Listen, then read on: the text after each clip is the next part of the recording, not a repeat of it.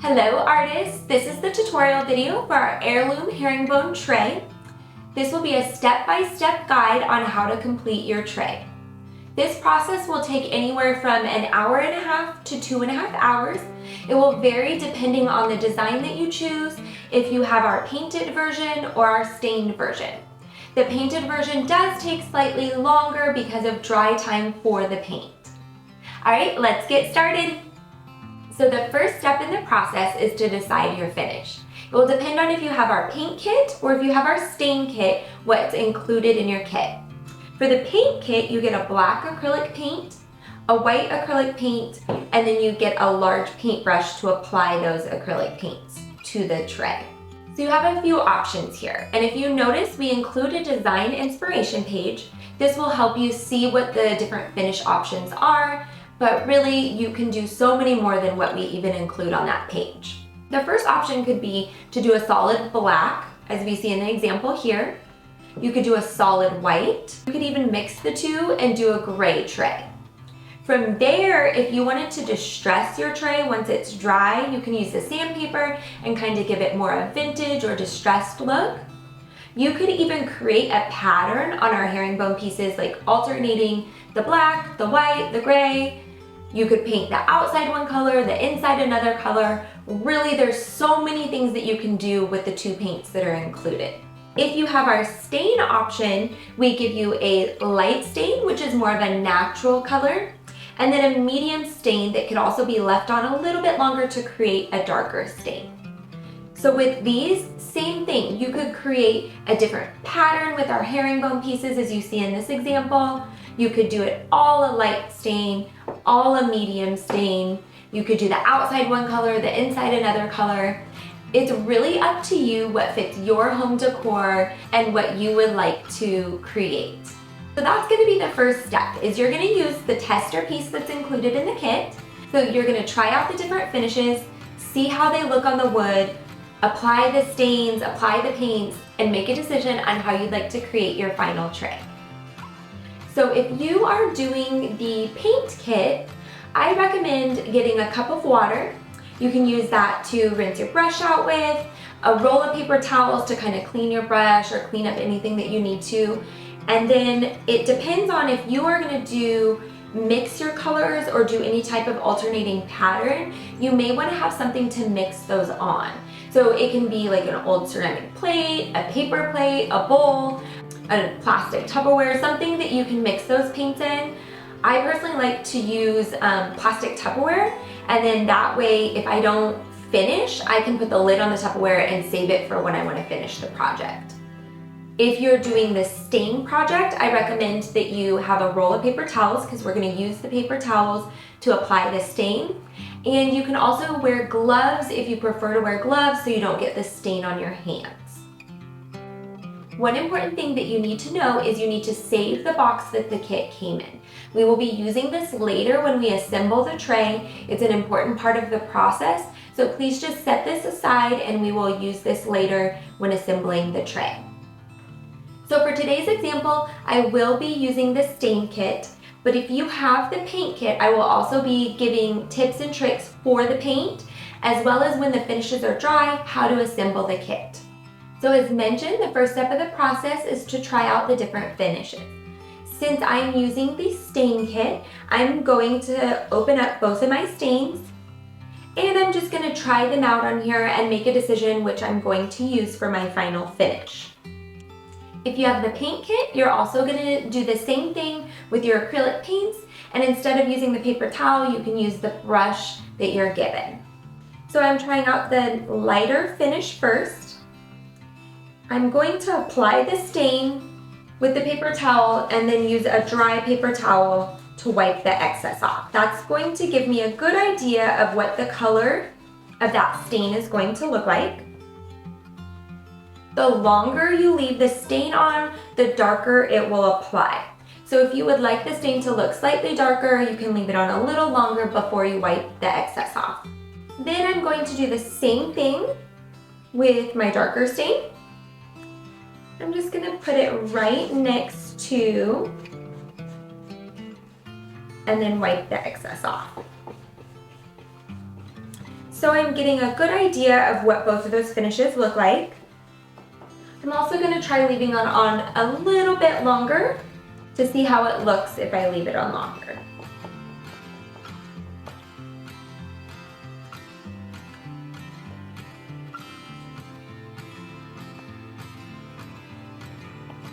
So as you can see, I left it on a little longer and it does have a darker tone to it. For today, I'm going to use the lighter stain to complete my kit. The next step of the process is to prepare the surface to apply the paint or the stain. All of the pieces do come pre-sanded. We just want to make sure that there's no rough areas. Having the wood smooth is really important for a nice even application of the paint or the stain. So I'm just going to go through each of the pieces, feel with my hand, make sure that I'm not feeling any rough areas. If I do, I'm going to use the sandpaper that was given to you in the kit and just smooth out those rough areas.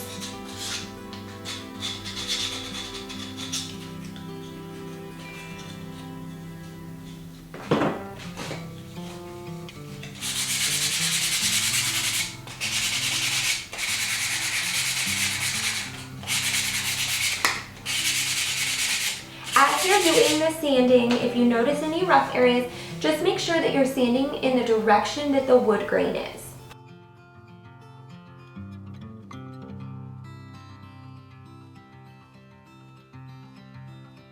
On the herringbone pieces themselves, we're just focused on the top of the herringbone piece, which is going to be the rounded part of the piece. So if you look, the flat part is our bottom side, and then the rounded part is our top. So this is the part I'm worried about being smooth.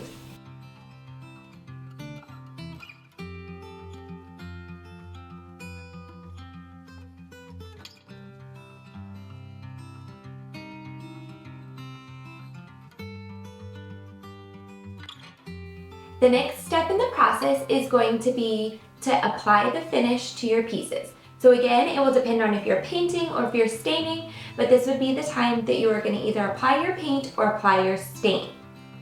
So a couple pro tips before you start the process. One, if you are going to do any type of pattern with the herringbone pieces, so like the example that you see here, I recommend you using our template and laying the pieces out first so you know the order that the pieces go in and pre-planning the way that you're going to paint or stain them. This will make it a lot easier for you in the long run so you don't accidentally stain or paint the wrong pieces. Two, you want to make sure that you're painting or staining the correct side of the herringbone pieces. So again, the rounded side of the piece is the top, the flat side is the bottom. We do not want to apply any paint or stain to the bottom of the pieces. We only want the paint and stain to go on the top or the rounded pieces. This also goes for anywhere that's going to be adjoining corners or attaching the pieces. So on any of the adjoining corners, we want to avoid any paint or stain going in those corners, especially the paint, because it gets a little thick, and if you have paint in there, then they won't attach properly. So anywhere that's going to be glued or attached, we want to avoid getting paint or stain in those corners, on the bottom, or on any of these flat edges. Also, when we're applying our paint or our stain, we want to make sure that we're applying in the direction of the wood grain. This is just going to give us more of an even application of the paint or the stain. And lastly, if you're doing the painted version, I recommend doing light coats, letting them dry, and then doing a second coat after it's dried. For the black, you may be able to just do one coat. For the white, you may need multiple coats of paint. So it's better to put it on thinner and do additional coats rather than putting the paint on thick in one coat. The first thing I'm going to do is I'm just going to turn over all of my herringbone pieces to make sure that I have the top side up, the side that I'm going to stain.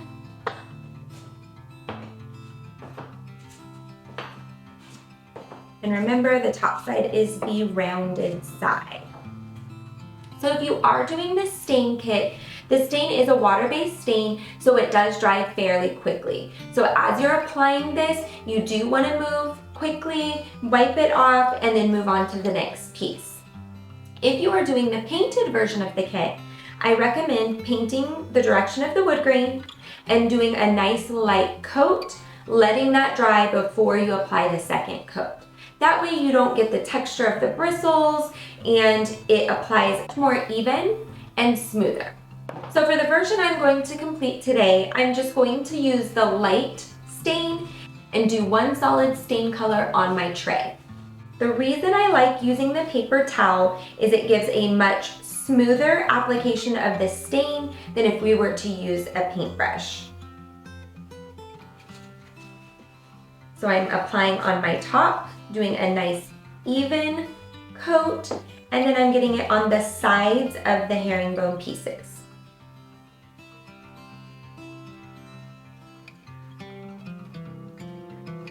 I want a nice light, natural color, so I'm going to apply and then wipe off immediately to give me that nice light color.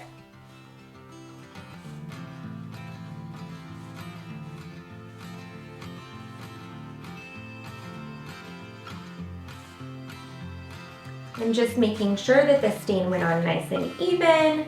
I see a little spot on the side that I need to reapply the stain.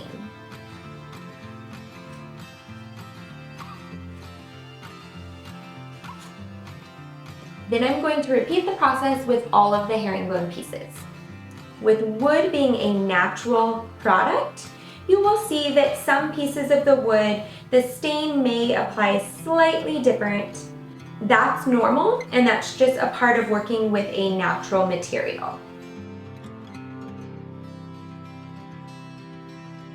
I'm just going to compare the two, make sure that I'm getting similar colors on my stain. This one is slightly lighter, so I'm going to just apply a little more stain to this one.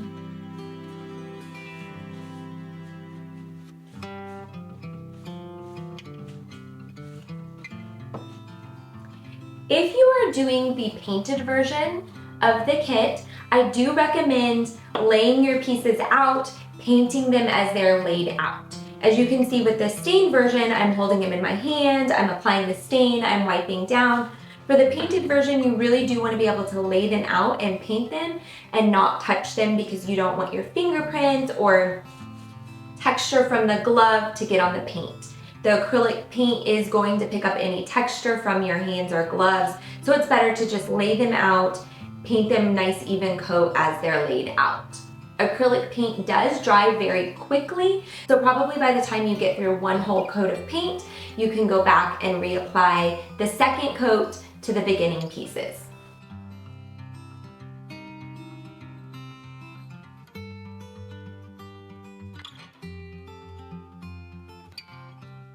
So as you can see, this stain may apply slightly different to the different pieces, and that's completely normal. Natural materials are gonna just vary slightly. It's a part of using natural wood and not having a man-made material. It also just adds a little character to the pieces themselves. And as you can see, it takes a very small amount of this stain to achieve the look that you want. Again, I'm going the direction of the wood grain to get a nice even coat on those pieces. I'm moving quickly. As I'm staining, I'm just checking to make sure that they are similar colors.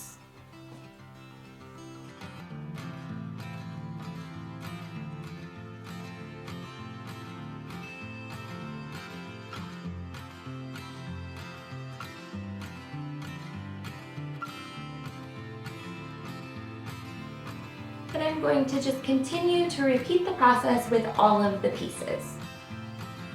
If you're doing the painted version, one recommendation that I have is to wash your brush in between the different coats because the acrylic paint will start to dry on that brush and it just gives a texture that you don't want to have on your pieces. So I make sure you're regularly washing that brush to keep it nice and clean so it doesn't affect those bristles.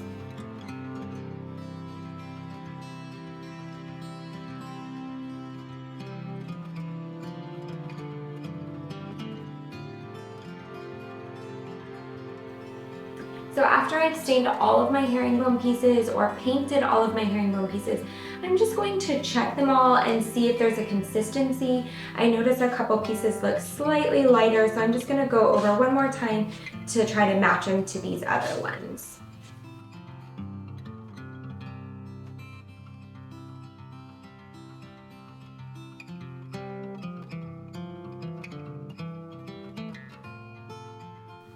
Okay, after I have an even application of my stain or my paint to my herringbone pieces, I'm going to set those aside, let those dry, and then start working on the sides of my tray.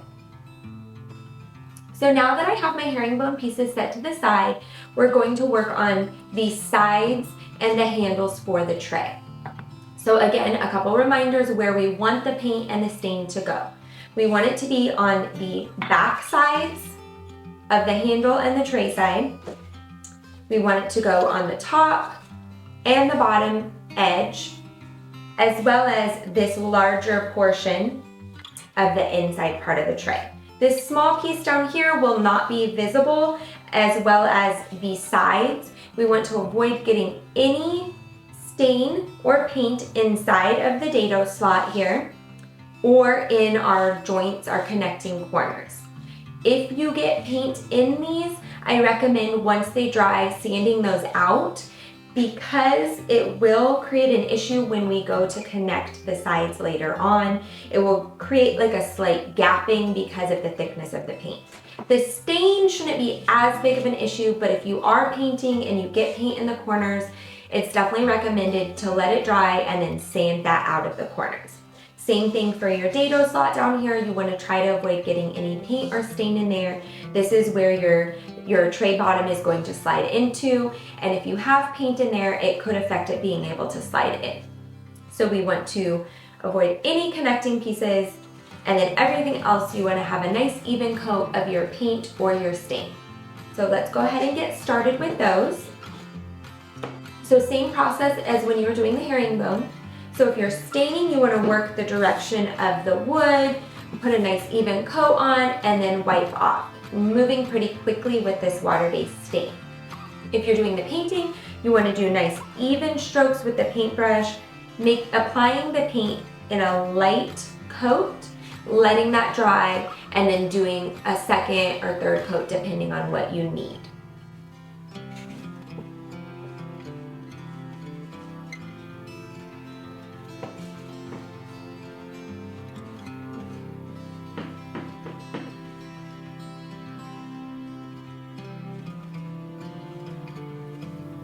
I'm working on one side at a time before I move on to my next sides.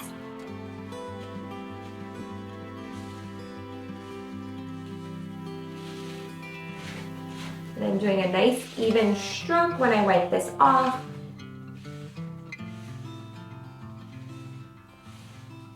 And getting it similar to what I'm seeing on my herringbone pieces. Now I'm applying to the top and wiping off with a nice even coat. And apply to your bottom.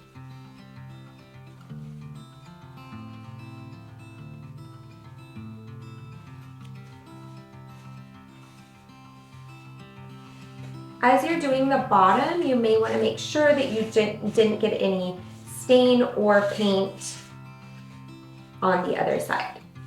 If you're painting this, I do recommend laying them out, doing one full side, let that dry, then flipping it over and doing the other side. Especially because acrylic paint gets a little sticky, so if it's not fully dry, it will adhere to whatever surface you flip it over on, so it's really important that you let those dry before you paint the other sides. With this stain, it does dry a lot quicker, so that's not something you have to worry about as much as you do with the paint.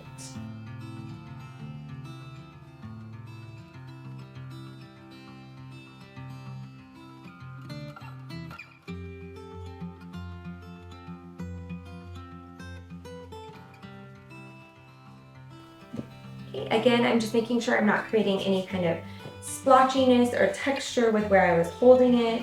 I'm gonna go through, check all my sides, and blend out any areas that are slightly thicker or have any texture to them.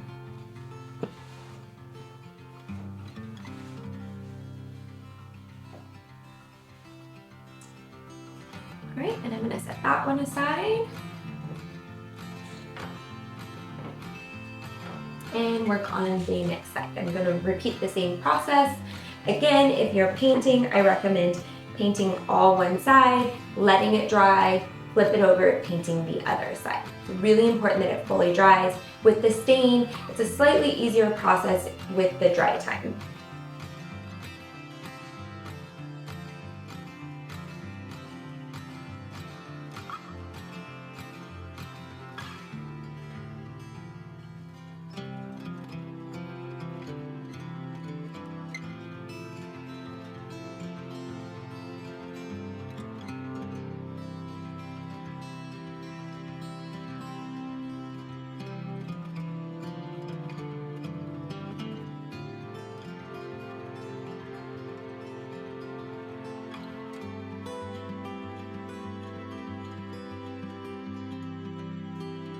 Now when you do the handles, you do also need to get inside of the handle itself. When you're getting inside of the handle, you just need to make sure that you're also smoothing that front area as well.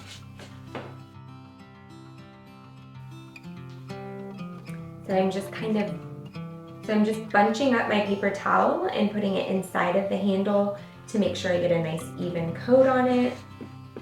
Then I'm going back through on my top and making sure it's smoothed out and I don't have a texture from doing that.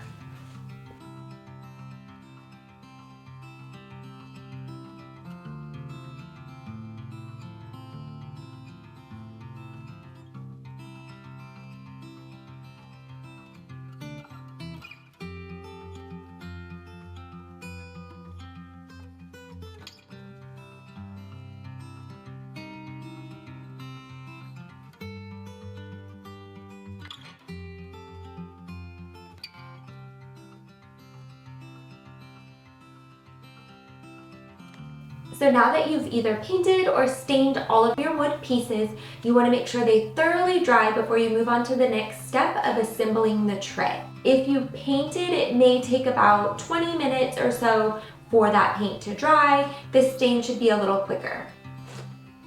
So the next step of the process is assembling the herringbone portion of the tray. As I mentioned before, you're going to use the box that the kit came in to assemble the pieces together in. This is just going to help us keep the pieces nice and close and tight together to prevent any type of gapping. You are also going to place your herringbone template at the bottom of the box and push it to the bottom left-hand corner as indicated on the template. So this is the fun part. It's like assembling a puzzle. It's just very important that you put these pieces in the correct part of the puzzle, or it could create gapping in your herringbone pattern, also making it harder to assemble the final pieces together. So just a little tip to help you figure out where the pieces go. One thing that I like to do is separate these three pieces that are exactly the same piece and the same size.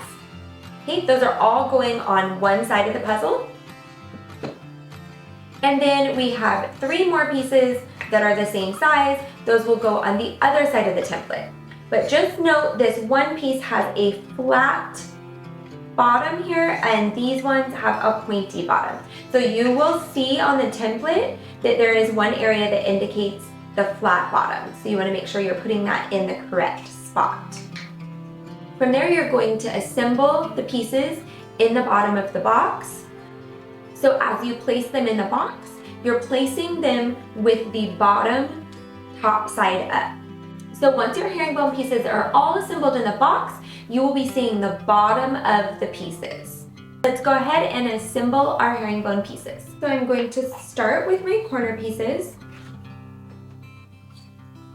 And after I get everything in there, the key is going to be to push everything to the bottom left-hand corner to make sure that there is no gapping in your herringbone pieces, and when we go to glue the bottom on, they're nice and snug in there. So these are my 3 sides that are the same size. Placing those in there. Then I'm going to do the alternating 3 sides.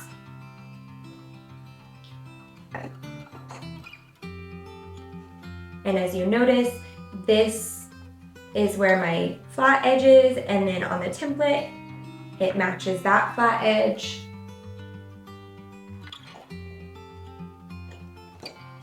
And as well as this little guy that has a different shape to the bottom, it also matches our template.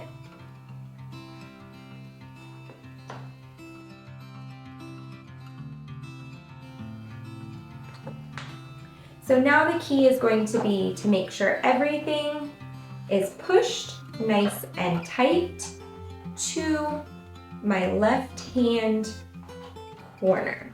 So I'm pushing everything right here to this corner and trying to get rid of the gapping. The next step in the process is attaching your tray bottom to your herringbone pieces. For this, you will need your wood glue that comes in the kit. I'm going to apply the wood glue with my finger. If you prefer to use a paintbrush or something else, that is completely fine as well. So when we're applying the wood glue, we want a nice, even coat over the entire bottom of the tray. We don't want to apply too much glue or it will seep out the sides. So you want to make sure it's a nice, even, thin layer of glue.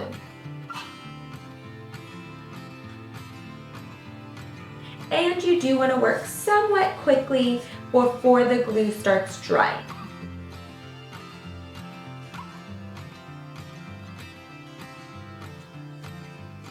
So I'm just smoothing it out, getting it nice and even, not getting too close to the edges because I don't want it to seep out and get on my herringbone pieces.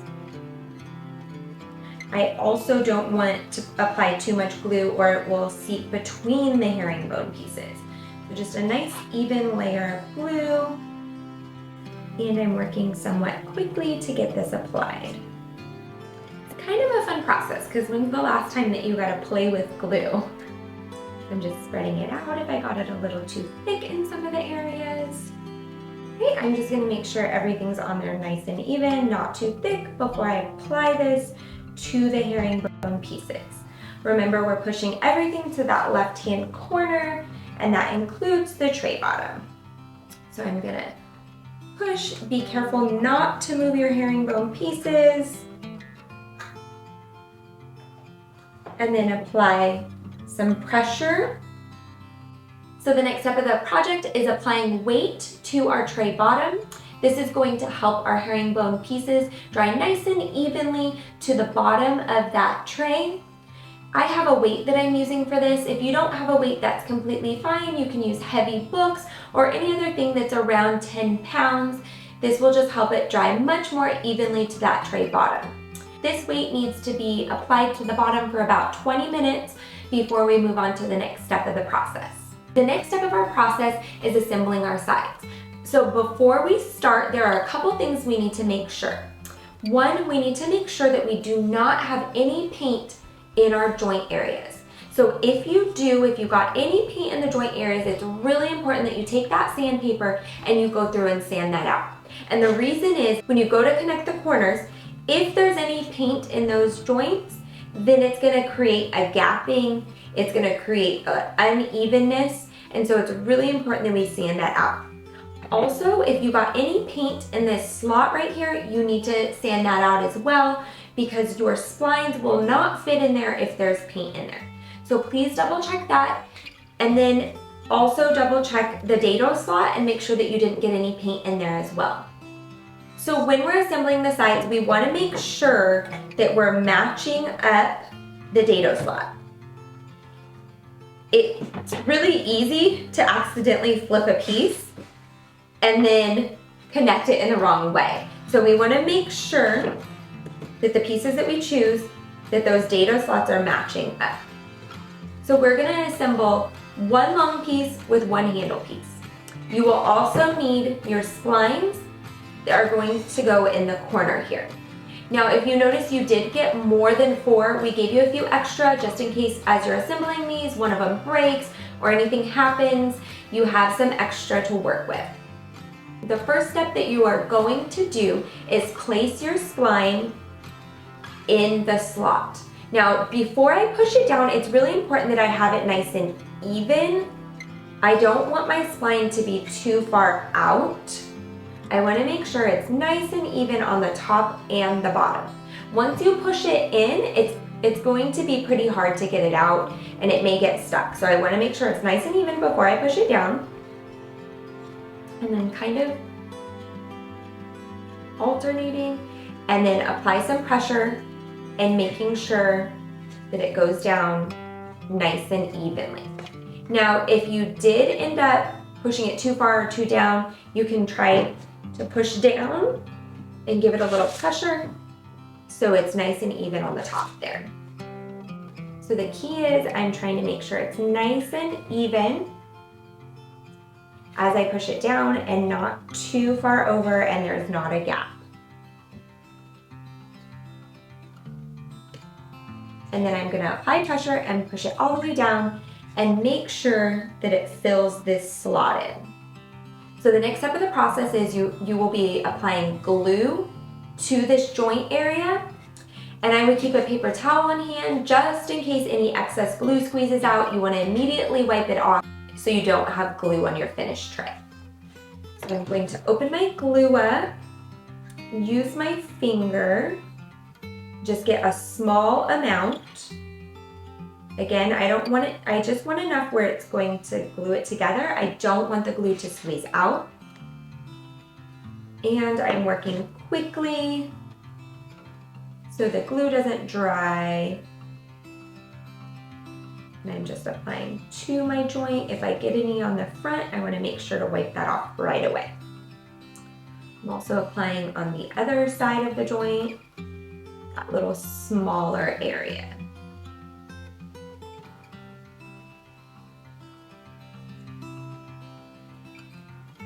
I did get a little glue on my tray, so I'm going to wipe that off. I'm just putting a nice,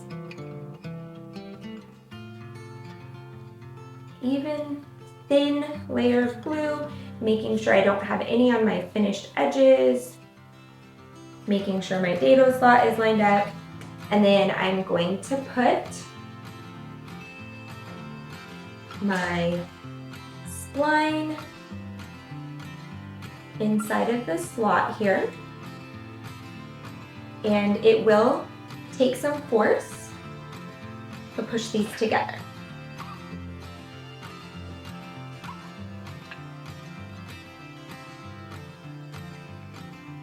So now I'm going to repeat the process with the other long side. It's important that you don't attach the second short side because we need to be able to slide our tray bottom in. So you're doing the 2 long sides and the 1 short side. So I have I'm putting my spline in. And this one I did have to apply a little more force than the first one. Wood expands and contracts depending on the humidity or the dryness in the area. So depending on where we make this and where we're shipping it to, some of them might go in easily and some of them may need a little more pressure. So now I'm going to add another even coat of glue in my joint. If I got any excess, I'm going to wipe that off. I'm just checking all the sides to make sure there's no excess.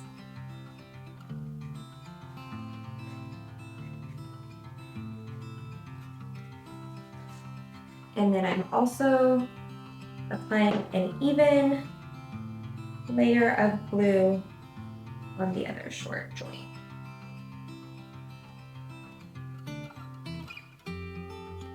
I'm just using my finger again to apply the glue. If you prefer not to get so messy, you can always use a paintbrush. or a sponge or something like that. Okay, I'm gonna check the excess. I'm going to follow the same process and put my spline in the slot. It's really important that I have that top one lined up nice and evenly. And this one is requiring me to apply a little more force than the other one did.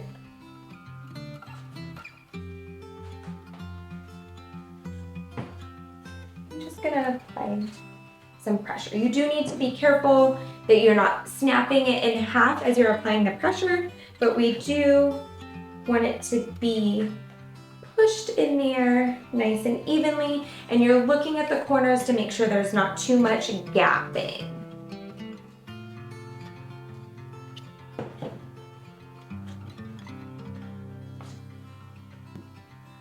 And then as you put the last piece on it, it will bring these apart to kind of fill the gap on those as well.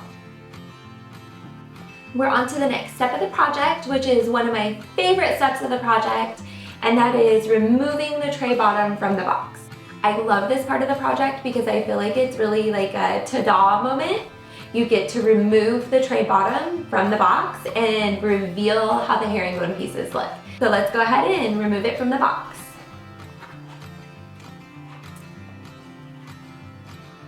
So as you can see, that the herringbone pieces are adhered nice and evenly to that tray bottom. And we're ready to move on to the next step. Now we're ready to assemble the rest of the tray. So now we're moving on to sliding the tray bottom into the sides.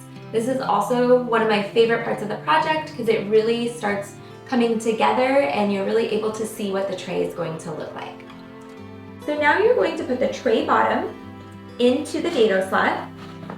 And right now, these pieces may need, the side pieces may need a little pressure to them as you slide it in.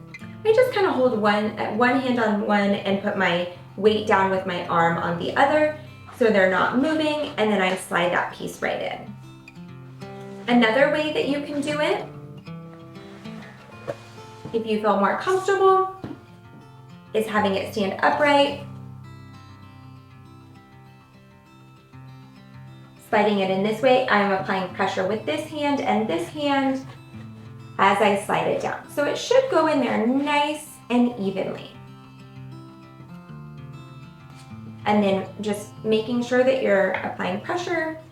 If your tray bottom is loose, you can also apply glue to the dado slot to hold it in place. If for some reason it's not going completely in, you may need to use sandpaper inside of those dado slots and sand it down a little bit, especially for the painted version of the kit. If your paint was put on very thickly, then it may be harder to get it inside of those dado slots. So you can just use some sandpaper and sand in there until you are able to slide it down in there. All right, and for the last step of the project, that is adding on our last handle. Now for this one, we are following the same steps that we did with the sides. We're putting our spline in and doing a light layer of glue. My only recommendation is making sure you get your spline in both sides, do the glue on both of the joints, and then attach it. And you want to move fairly quickly before the glue starts drying. So I already have one of my splines in. I'm going to get my other one in there. And remember, I'm focusing on the top, making sure it's nice and even. And if you get one spline that's not working, then just try one of the extra pieces. And just this one, I just needed a little force to put that in. Okay, again, I'm lining up my dado slot, so I want to make sure I don't have my handle upside down, that I have it the correct direction. Now I'm going to get my glue and apply it to the joints. Again, I'm going to move fairly quickly before it starts drying. I'm also watching out for any excess glue. We do not want that glue to get on our finished part of the design, especially with this stain. If you do get excess glue dried on a painted kit, it's easy for you to apply the paint on top of the glue but with the stain, it's a little bit harder to cover that up.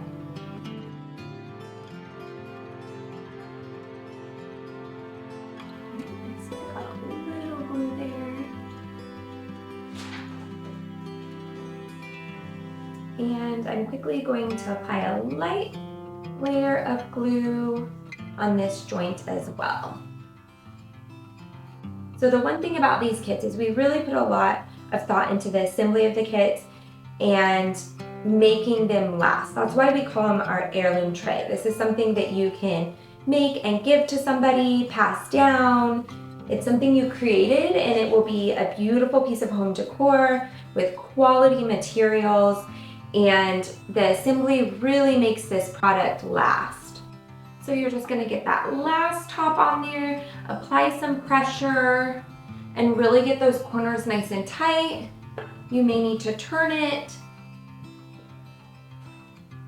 and kind of adjust all the corners. Even doing it this way and kind of applying pressure just so we don't have any type of gapping and it's closed really nice and tight. And I would even check the back side, just making sure that that gapping is all gone. It doesn't take a lot of force, but you do need to apply a little bit of force to get those corners to all close up. So as the glue dries, the corners will begin to dry together. It does take about 24 hours for your glue to dry fully. So once you've attached that last side, I would just go ahead, set it aside, and let it dry for 24 hours. Thank you so much for creating with me. We hope you had a wonderful time creating this project, that you learned some new skills, and you ended up with a beautiful piece of home decor.